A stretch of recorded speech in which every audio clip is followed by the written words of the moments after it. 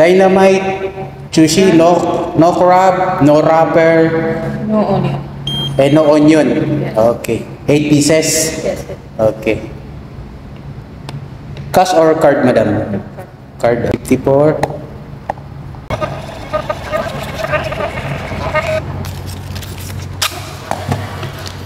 Here, madam. I go to card. Okay. Only like this uncut. Okay, I bring to your card. This one? Yes. Okay, no problem, madam.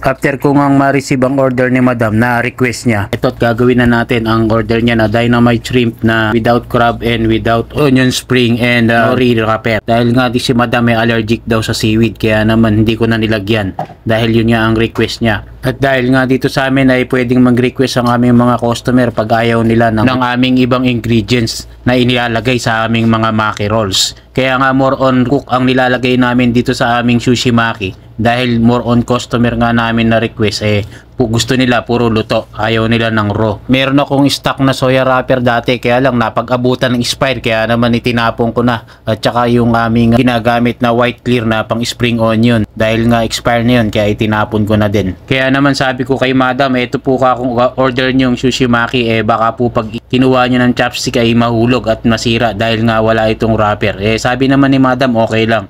At pagkatapos ko nang gawin ang order ni madam ay bibigay ko na rin to sa kanyang sasakyan. Yun lang, salamat. Thanks for watching. God bless.